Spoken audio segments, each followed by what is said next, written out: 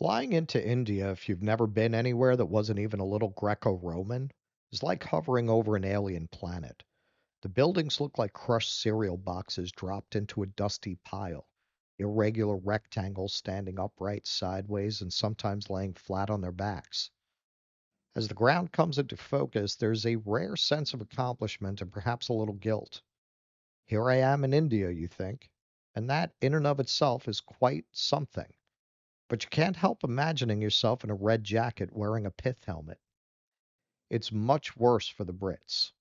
This particular land has never been among our possessions, but still you're thinking of the old Monty Python sketch. A tiger in Africa? A tiger in Africa?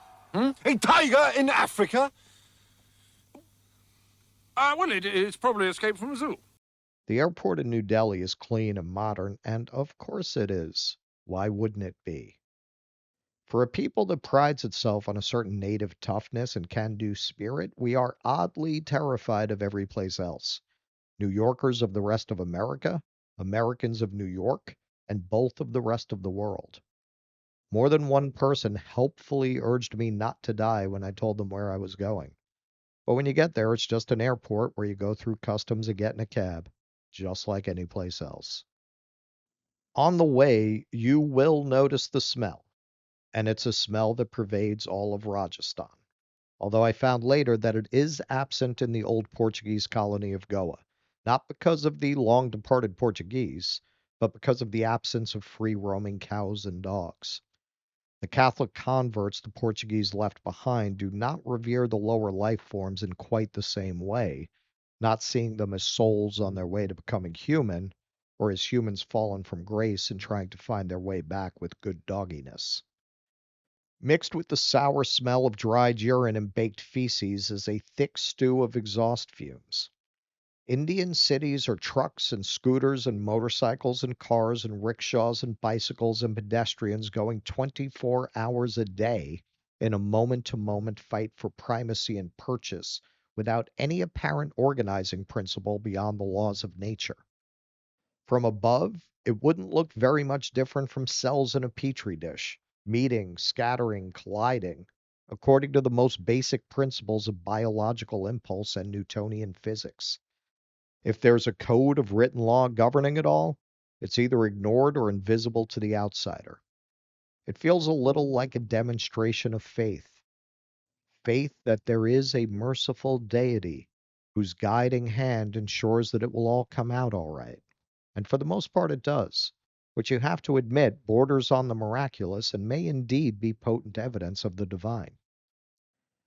Not knowing the country, the language, or the culture, and having a head full of all the worst stories I've ever heard about robbery, rape, murder, immolation, and snakes, I booked with a tour group for the Rajasthan leg of the trip, planning to strike out for Goa on my own once I had become acclimated.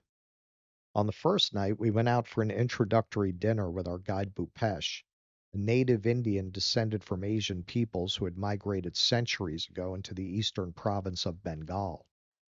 He had grown up poor, but he was well educated at a private school only because his father took a job as a janitor there, specifically so that he and his brother could attend for free.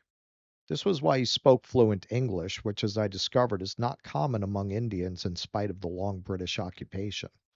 Only the upper classes and the occasional street hustler, some of them children, speak English. The Indians we meet in America are very often upper class back home, even as they devote themselves to menial work or difficult businesses in the West. If you take the time to talk to your Pakistani or Indian Uber driver, you'll find they're very often professionals with advanced degrees who've chosen to drive a cab so that their children can live well. After dinner, I wandered the streets where rival packs of stray dogs were barking at each other in what seemed more like a nightly ritual than a turf war.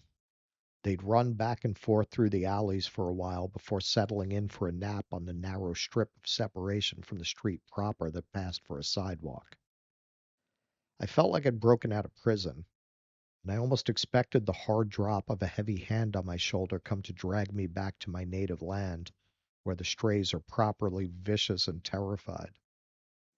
Up before the sunrise, we stacked our bags in the hotel lobby, then trudged our way to the train station. This was the first time I experienced dual consciousness that would plague me throughout the trip. It was particularly acute at these moments when we were in transit and on the move. Who are you now? Are you the cool adventurer living out of a backpack, open and curious about other cultures? Or are you the ugly Westerner, come to pay the people your forebears impoverished for the privilege of gawking at what remains?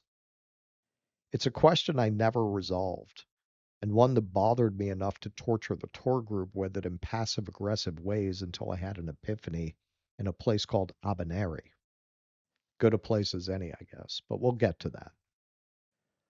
The main hall of the station was dominated by an enormous mural of Gandhi, whose image pervades the country with his statue presiding over town squares from one end to the other, and figurines in his likeness sold in every tourist trap.